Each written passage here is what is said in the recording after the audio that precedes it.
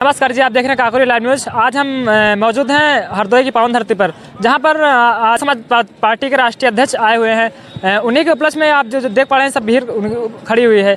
हम कुछ कन्नौज से लोग चल के आए हरदोई, हम उनसे बातचीत करते हैं। भाई साहब का क्या नाम है? गिरीश भान गौतम, आजाद समाज पार्टी भीम आर्मी से जिला सचिव हूँ कन्नौज में। आज जो आप यहाँ आए हैं, क्या मकसद है आपका आने का? भाई आए हैं यहाँ पे, इसीलिए आए हैं हम लोग। कौन से भाई? चंद्रशेखर आजाद, जो नगीना से सांसद हैं जी। उनका आने का मकसद यहाँ क्या है? देखिए, यहाँ के लोगों ने उन्हें इनवाइट किया। यहाँ उनकी इतनी लोकप्रियता है कि लोग उन्हें पसंद करते हैं और उन्होंने बुलाया गया है, तभी आए हैं भाई। कितनी भीड़ होगी लगभग अंडरग्राउंड में?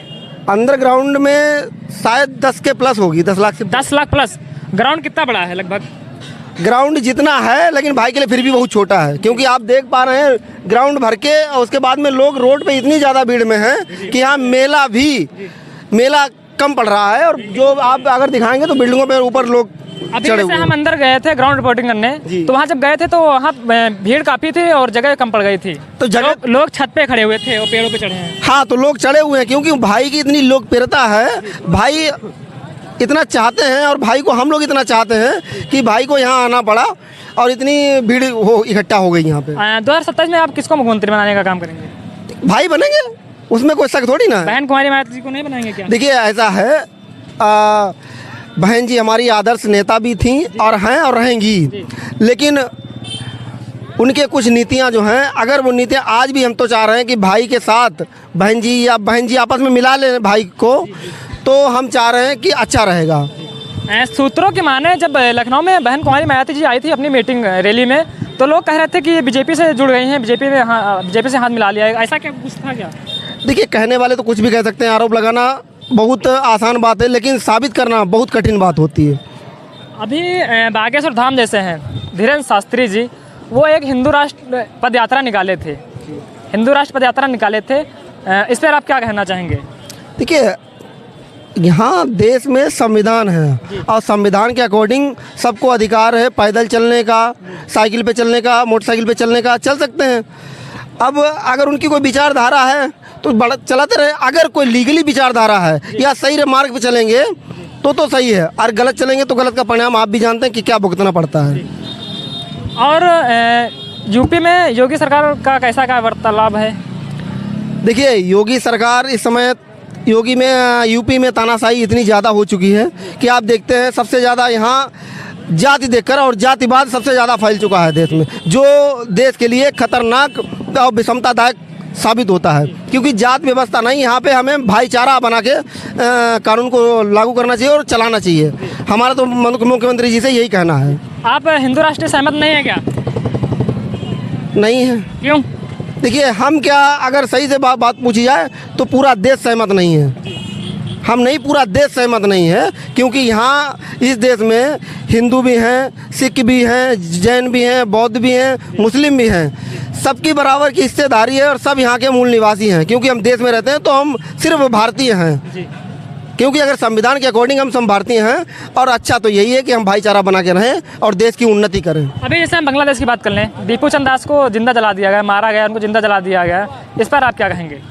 देखिए, वो अदर देश है, अब उसके देश में क्या अदर देश है, लेकिन हिस्सा तो भारतीय का है ना, है देश है, मानते हैं, लेकिन उसके यहाँ जो कानून लागू हुए हैं वो उनकी सरकार की जिम्मेदारी है कि उनको जिस तरीके से भाईचारा बना के, हमारा तो कहना कि पूरे विश्व में जितने भी देश हैं सब भाईचारा बना के रहें और अपनी अपनी उन्नति करें, गरीबों को उठाया जाए और उनको लेवल पे लाया जिससे हम भाईचारा बना के और देश या विदेश में अपनी स्थापना कर सकें कि हमें लगे कि हम अच्छी। अभी शायद उत्तर प्रदेश में ऐसा ही कुछ कांड हुआ है, एक यादव समाज के लड़के को मार के उसको भी ऐसा कुछ जिंदा जलाया गया है, ठाकुर समाज के लोगों ने किया है। आप इससे क्या सहमत हैं? होना चाहिए ऐसा कि नहीं होना चाहिए? देखिए, ये गलत है जी, ये गलत है। अगर उसने कोई गलती भी की हो तो हमारे देश में न्याय व्यवस्था, कानून व्यवस्था लागू है, उसे कानूनन सजा दिलवानी चाहिए और उसे दंड दिलवाना चाहिए, लेकिन मारना जो है उन्होंने गलत किया।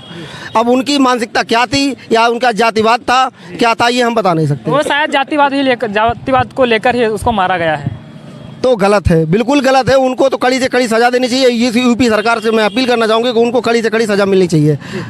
जैसे उत्तर प्रदेश में जातिवाद आजकल बहुत ज़्यादा ही फैल रहा है, जातिवाद लेकर कोई ना कोई रोज घटना हुआ करती है। जब बहन कुमारी मायावती था ऐसा कुछ नहीं होता था, अब ये इस सरकार में कुछ ज़्यादा ही हो रहा है, इस पर आप क्या कहेंगे? देखिए, ये पूरी जिम्मेदारी सरकार की है, क्योंकि जिसको हम लोगों ने वोट देके स्थापित किया कि भाईचारा बनाएं और गरीबों की, मजलूमों की, सबकी उन्नति करें, लेकिन उन्होंने ऐसा नहीं किया, हमें धोखा दिया है। तो धोखा का जो धोखा दिया उसका जवाब हम 2027 में दे देंगे। सरकार बदल देंगे, आपकी मानेंगे? बिल्कुल बिल्कुल बिल्कुल, चंद्रशेखर रमन आ जाएंगे? बिल्कुल आएंगे। और ये संविधान के जो भाईचारे की बात करेगा उसी की सरकार होगी, जो मानवता की बात करेगा उसी की सरकार होगी। और ये संविधान को भी छेड़छाड़ करना चाह रहे थे, नहीं, लेकिन कर नहीं पाए थे। देखिए, नहीं हो पाएगा, क्योंकि संविधान जो है एक वो पुस्तक है, वो दस्तावेज लिखित में है, किसी की औकात नहीं है उसे मिटाना। बाबा साहब का लिखा हुआ संविधान है।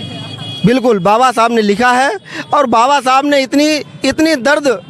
इतना दर्द उन्होंने सहा, और सहते हुए भी उन्होंने किसी एक धर्म के लिए या किसी एक जाति के लिए या किसी एक व्यक्ति के लिए नहीं लिखा है। उन्होंने सबको बराबर अधिकार दिया, सबको समानता दी, भाईचारा दिया, और क्या चाहिए आपको संविधान से?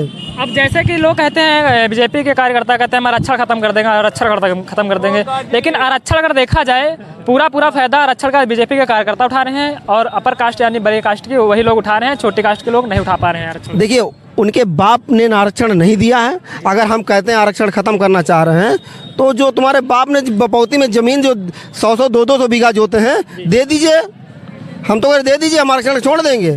तुम क्यों नहीं ज़मीन छोड़ रहे हो? तुम तो लिखित में 100 बीघा हैं, हम जिम्मेदार के 14 हैं, क्यों बता रहे हो जिम्मेदार के 14 हैं? वो आई कैसे है ज़मीन? वो है तो गरीबों की ही ना। गरीबों की हम लोगों ने, हमारे बुजुर्गों ने उस पर खून पसीना बहाया है, तब जाके ज़मीन उनको दी है। वो तो साले अंग्रेजों के गुलाम थे। अभी जैसे योगी कह रहे थे कि हम लखनऊ का नाम बदल के लक्ष्मणपुरी कर देंगे, और पासी समाज में कह रहे थे, पासी समाज के लोग कह रहे थे ये लाखन पासी की धरती है, लखनऊ उनका नाम बसाया हुआ है, इस पर आप क्या कहेंगे? देखिए, आप भी जानते हैं कि बीजेपी सरकार ने कुछ किया तो है नहीं। हमारा नाम बदल दो, भाई का नाम बदल दो, आपका नाम बदल दो, बस नाम ही बदलना है, कुछ किया है? ये सब पूरा देश जानता है, और पूरा प्रदेश जान रहा है कि बीजेपी की सरकार ने क्या किया है देश के लिए। देश को इतना हुक्मरान कर दिया है कि देश इस समय हर गरीब, हर मजलूम परेशान घूम रहा है। कुछ भाईचारा तो बनाया नहीं, ना किसी की उन्नति की है। तो अब नाम बदलने से बदलते रहो, कब तक बदलोगे नाम? 2027 में आपके चले जाएंगे या नहीं? बिल्कुल बिल्कुल बिल्कुल, पत्ता साफ, हाँ बिल्कुल साफ। अब लोगों में आक्रोश दिख रहा है कि आपकी बहन कुमारी मायावती जी को आना चाहिए, जो सत्ता शासन में थी तो लोगों की सुनाई होती थी। देखिए, हम तो ये चाह रहे हैं कि जो हमारी आदर्श नेता हैं बहन कुमारी मायावती जी, 4 इस बड़े से प्रदेश की मुख्यमंत्री रही हैं, तो हम तो कह रहे हैं चंद्रशेखर भाई को भी साथ ले लें। एक बार मौका, आपका कहना है एक बार मौका देना चाहिए? बिल्कुल देना चाहिए, अभी तक तो उन्होंने मौका नहीं दिया। हम तो यही चाह रहे हैं कि एक बार अगर वो आ जाती हैं तो वो प्रधानमंत्री की दावेदार, भैया ने कहा था कि प्रधानमंत्री की दावेदार मैं उन्हें ही कर दूंगा, बहन कुमारी मायावती जी को। जी जी जी।